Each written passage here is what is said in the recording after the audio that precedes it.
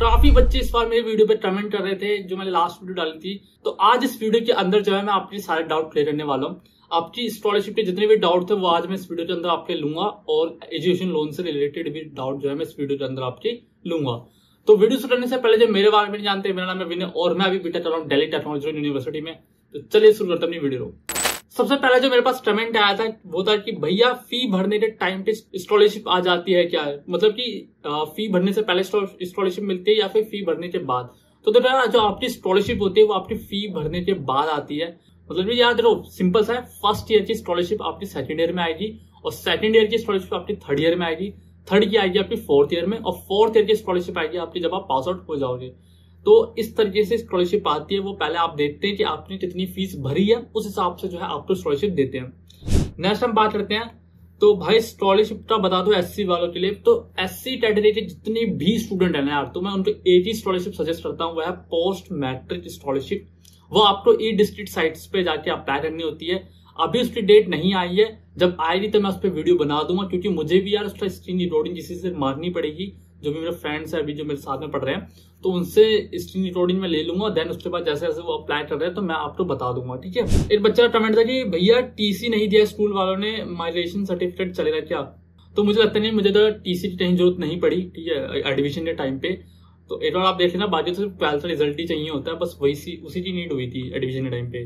तो एक और कमेंट है कि भैया मैंने सुना है कि एनएसयूटी में ये स्कॉलरशिप बंद हो रही है। मतलब ये उस स्कॉलरशिप बात कर रहे हैं जो डीटीयू के अंदर मिलती है, डीटीयू फी कंसेशन के नाम पे, तो बंद हो रही है। तो देखो आप स्कॉलरशिप अप्लाई करना गवर्नमेंट की तरफ से, जो कि एनएसपी हो रही है, पोस्ट मैट्रिक हो रही है।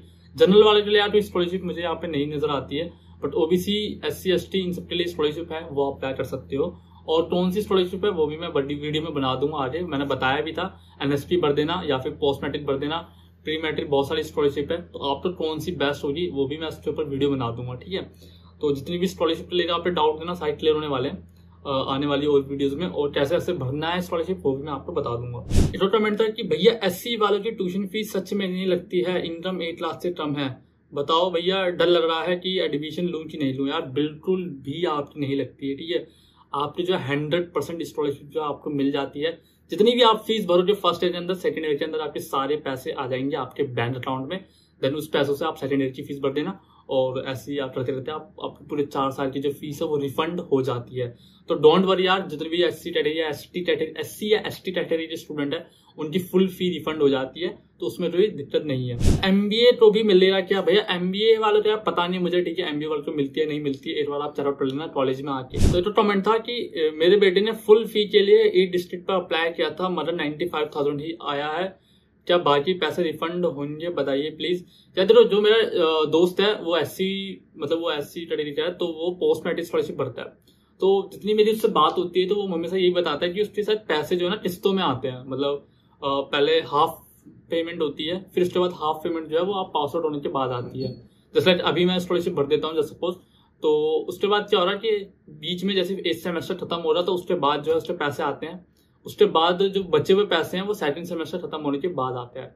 तो ऐसे आते हैं सर, जितनी भी मेरी उससे बात हुई है तो किस्तों में आती है आई थिंक, बट आ जाते हैं। तो 80 वाले के पूरे पैसे आते हैं, don't worry. For education loan need a joint account necessary? Yes बिल्कुल भाई। अगर आप एसबीआई से लेते हो ना तो यार आपको जॉइंट अकाउंट खुलवाना पड़ता है, लेकिन आप किसी अदर बैंक से जाते हो, जैसे बीओबी से मेरे दोस्त ने खुलवा रखा है, तो उन्होंने जॉइंट अकाउंट नहीं किया था, बस हाँ लिंक करवा दिया था, ठीक है। वो भी उन्होंने खुद ही कर दिया था बैंक वालों ने, कोई दिक्कत नहीं होती। बट जॉइंट अकाउंट में क्या होता है, आपका और आपके फादर का जो अकाउंट है वो एसबीआई में होना चाहिए, और एसबीआई से आप एक और फॉर्म भरते हो ज्वाइंट के लिए, तो दोनों ज्वाइंट अकाउंट होना चाहिए। नेक्स्ट कमेंट था कि भाई एमसीएम स्कॉलरशिप क्या हुआ? देखो एमसीएम यार चली गई, ठीक है।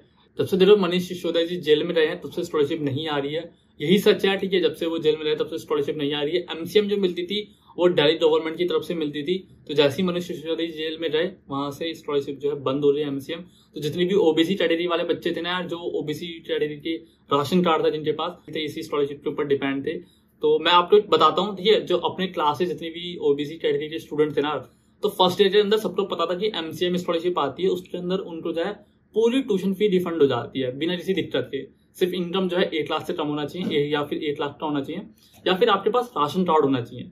तो बच्चे जो है उसी की वेट में थे, एंड वो उन्होंने क्या किया, उन्होंने जो डीटीयू की तरफ से जो स्कॉलरशिप आती है ना, जो डीटीयू वाले खुद देते हैं, वो नहीं भरी, क्योंकि उसके अंदर पता था कि यार उसके अंदर इंटरव्यू लेते हैं और इंटरव्यू में क्या होता है, वो देखते हैं कि हाँ भाई बुलाते हैं, बातचीत करते हैं, लोन फीस कैसे भरी, लोन से भरी, ठीक है, कितना लोन सेशन करवाया तुमने, है ना, तो क्या कमाते हो, कितनी सैलरी तुम्हारी, क्या काम करते हो, ऐसे क्वेश्चन जो है पूछते हैं। तो इस डर से जो है बच्चों ने वो भरी नहीं, और बाद में पता चल रहा है कि यार एमसीएम स्कॉलरशिप आई ही नहीं और उसका कुछ अता पता ही नहीं है।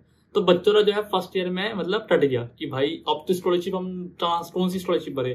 तो सेकंड ईयर में आके उन्होंने जो है कॉलेज वाली दोबारा से भरी और इस बार दोबारा से पैसे लिए हैं। तो मतलब आप देखो, अगर इसीलिए आपको जो है एक स्कॉलरशिप के ऊपर डिपेंड नहीं रहना है, ठीक है। फर्स्ट ईयर के अंदर आते ही जितनी भी स्कॉलरशिप है ना, मैं आपको बता रहा हूँ, एक है एमसीएम तो मुश्किल ही नहीं आएगी, ठीक है। कॉलेज वाली स्कॉलरशिप वो भर देना। दूसरी है आपके, आप SC ST के हो तो पोस्ट मैट्रिक भरना, अगर आप जनरल OBC के हो या EWS के हो तो NSP भर देना, कॉलेज वाली भर देना। अगर आप जनरल के हो, EWS OBC हो तो पक्का यार आप कॉलेज वाली जरूर भरना, उसके बाद NSP भरना, देन उसके बाद पोस्ट मैट्रिक SC ST वालों के लिए, ठीक है। तो डिपेंड नहीं होना है। तो जिन बच्चों ने फर्स्ट ईयर में, जो मेरी क्लास के बच्चे थे, इन्होंने फर्स्ट ईयर में भरी नहीं, तो उनके जो पैसे आए नहीं, तो वो थोड़ा सा परेशान हो रहे इस चीज को लेकर कि स्कॉलरशिप ही नहीं मिली हमें। तो बैंक अकाउंट पहले से खुला होना चाहिए या लोन लेते टाइम ही बनता है, और कौन सी ब्रांच से खोलना चाहिए? अगर आपके पास ड्यूटी की ब्रांच का नंबर है तो दे दो प्लीज। यार देखो, आपको अगर लोन लेना है ना तो दो ऑप्शन है, एक तो SBI से ले लो या फिर जिस भी बैंक में आपका अकाउंट है ना उससे ले लो। SBI से लोगे तो उसमें आपको खुद का अकाउंट नया खोलना पड़ता है, फादर का भी नया अकाउंट खोलेगा। अगर पहले से अकाउंट है तो कोई दिक्कत नहीं है, अगर अकाउंट नहीं है किसी का भी तो आपको और आपके फादर का अकाउंट वहां पे खोलना पड़ेगा और फिर उसके बाद उसे ज्वाइन करवाना पड़ेगा। देन कॉलेज वाले, जो कॉलेज के अंदर जो ब्रांच है SBI की, वहां आके आपको लोन के लिए अप्लाई करना पड़ेगा, ठीक है। लेकिन अगर आप किसी और बैंक में अकाउंट है, जैसे BOB में है, पंजाब में है, तो वहां पे जाओ आराम से, एक तो उनसे भी बात कर लो कि लोन का क्या प्रोसेसर है, क्योंकि मुझे लगता है कि SBI में थोड़ा सा टफ रहता है लोन लेना ये सब का, और किसी भी बैंक से आप निकलवा सकते हो, ठीक है। इंटरेस्ट का थोड़ा ध्यान देना।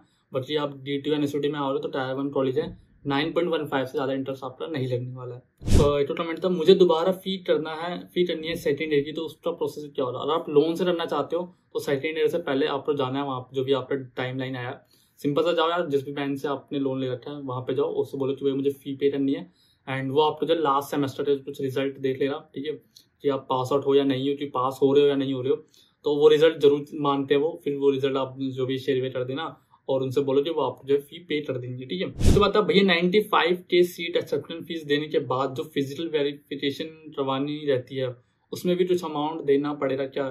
कॉलेज वाले तो कन्वेंस नहीं कर सकते क्या? ये बोल रहे कि एजुकेशन लोन अप्लाई कर रहा हूँ, बाकी की फीस बाद में दे देना। देखो ऐसा नहीं है, बिल्कुल भी ऐसा नहीं है, ठीक है। आपको जैसे आपको सीट मिलती है आपको 95,000 पे करने ही पड़ेंगे, चाहे आप कहीं से भी ला के दो। और उस टाइम पे आपको एजुकेशन लोन नहीं मिलता है जब तक आपका कॉलेज में एडमिशन हो नहीं जाता है, तो आपको 95,000 पे करने पड़ेंगे। एंड अगर आप ये कहते हो कि भैया मेरे पास 95,000 नहीं है, मैं अभी बाद में दे दूंगा, मैं लोन करवा रहा हूँ, तो आपको जो है सीट देंगे ही नहीं। क्योंकि जब आप 95,000 पे करते हो ना तो उसका इनवॉइस डाउनलोड होता है कि आपने पेमेंट करी है, फी रिसिप्ट जिसे हम बोलते हैं, तो उसे डाउनलोड करने के बाद ही आपको जाना पड़ता है कॉलेज, और वो कॉलेज में जाके आप दोगे, फिर वो आपको टोटल नंबर देंगे और टोटल नंबर लगा के आपको अपने डॉक्यूमेंट सब उसमें अटैच करके, सारे इमेजेस और जितनी भी सारी चीजें डॉक्यूमेंट्स अटैच करके आपको सबमिट करना होता है, फिर वो वेरीफाई करते हैं। 95,000 की फी रिसिप्ट लेके ही नहीं जाओगे तो वो आगे प्रोसीजर आपका हो ही रहा ही नहीं, चाहे आप कुछ भी कर लो। ऐसा भैया लोन तो मिलता है ना, कहीं भरा दे तो नहीं देंगे? नहीं यार, ऐसा कुछ भी नहीं है, लोन आपको बिल्कुल मिलता है। आपको बैंक में जाना पड़ता है एजुकेशन लोन के लिए, आप बोलना एजुकेशन लोन चाहिए, आपको 100% लोन जो है मिल जाता है, उसके लिए टेंशन नहीं है, ठीक है। भाई बैलेंस एस्टिमेट था, भाई बैलेंस फी लोन से नहीं भर सकते क्या? बैलेंस फी जैसे 95,000 पे करने के बाद जब बैलेंस फी रह जाती है उसकी बात कर रहे हैं, तो उससे पहले आप अगर आपने लोन निकलवा लिया तो जो है आपको बैलेंस फीस जो है लोन वाले भर देंगे। अगर आप नहीं निकलवा पाते हो तो जो है बैलेंस फीस लोन वाले नहीं भरेंगे आपके। भैया स्कॉलरशिप हर साल मिलती है? बिल्कुल है, आपको हर साल मिलती है। हर साल अगर आप DTU वाली लोगे तो वो एक बार में 2 बार मिलती है, फिर आपको सीधा थर्ड ईयर में अप्लाई करना होता है, दोबारा से रजिस्ट्रेशन करना पड़ता है। लेकिन आप गवर्नमेंट अप्लाई करते हो तो उसको आपको हर साल जो है रिन्यू करवाना पड़ता है, ठीक है। मतलब हर साल आपको डॉक्यूमेंट्स अपलोड करने पड़ेंगे, वेरीफाई करवाना होगा, देन उसके बाद स्कॉलरशिप आपको मिलेगी। भाई ये स्कॉलरशिप 4 ईयर की मिलती है? नहीं यार, ठीक है, तो 4 साल मिलती है, बट अगर आप DTU वाली अप्लाई करते हो तो एक बार में 2 बार मिल जाती है। मतलब फर्स्ट ईयर के अंदर आपके जो है फर्स्ट ईयर की जो स्कॉलरशिप है वो आपके अकाउंट में आती है, और सेकंड ईयर स्कॉलरशिप जो है आपकी वो आपकी फीस में है कट जाती है, ठीक है। जितने दिन में सेक्शन हो जाता है लोन, तो भाई लोन जो है आपका 15 दिन भी लग सकते हैं, 1 महीना भी लग सकता है, डिपेंड्स ऑन योर डॉक्यूमेंट्स। अगर आपके सारे डॉक्यूमेंट्स सही हैं तो आपका विद इन 15 डेज 15 दिन के अंदर अंदर आपका लोन जो है सेशन हो जाएगा। और आपके डॉक्यूमेंट में कुछ प्रॉब्लम है तो 1 महीना भी चली जाता है वो। तो एजुकेशन लोन जो है आप किसी भी अकाउंट से ले सकते हो, किसी भी बैंक से ले सकते हो। SBI से लो तो आपको या आपके फादर को उसमें अकाउंट खुलवाना पड़ेगा। अगर पहले से तो कोई दिक्कत नहीं है, अगर नहीं है तो दोनों को खुलवाना पड़ेगा और फिर ज्वाइंट करवाना पड़ेगा, देन जो है आपका लोन का सेशन होता है। अगर आप किसी और बैंक में जाते हो, जैसे लाइक BOB में जाते हो या पंजाब किसी और बैंक में जाते हो, तो सबका अपना अपना है, ठीक है। अगर BOB में जाते हो, BOB का मैं बता देता हूँ। BOB में क्या होता है, आपका अकाउंट है तो आपके फादर का किसी भी बैंक में अकाउंट है तो उससे कोई प्रॉब्लम नहीं होती। आपको वो सिंपली वो आपके नाम पे लोन सेशन कर देते हैं और थोड़ा सा जो लिंक कर देते हैं आपके और आपके फादर के अकाउंट से, ठीक है। और कुछ प्रॉब्लम नहीं होती। इंटरेस्ट जो है दोनों ही बैंक में सेम लगता है अगर आप टायर 1 कॉलेज से हो तो, और टायर 2 और टायर 3 में थोड़ा डिफरेंस आ सकता है। बट टायर 1 कॉलेज में जो है आपका 9 या 9.15 या 8.95 इंटरेस्ट आपको लगा होता है बीटेक के लिए। तो ये सारी चीजें थी। और स्कॉलरशिप में अगर कोई बच्चा SC ST वाला तो पोस्ट मैट्रिक भरे, OBC का है, जनरल का है, EWS का तो NSP भरे या फिर कॉलेज वाली स्कॉलरशिप भरे। तो ये 2 स्कॉलरशिप जो है बहुत इंपॉर्टेंट रखती है। और बाकी जो और स्कॉलरशिप जो है ना उनके अंदर अमाउंट बहुत कम आता है, ठीक है। तो वो मैं सजेस्ट करता नहीं हूँ, जो मेन है वो यही स्कॉलरशिप है। बाकी अगर वीडियो पसंद आ रही है तो वीडियो को लाइक और चैनल सब्सक्राइब कर दो और भी ऐसी वीडियो के लिए। तो मिलते हैं अपनी नेक्स्ट वीडियो में, तब तक के लिए all the very best. Thank you so much.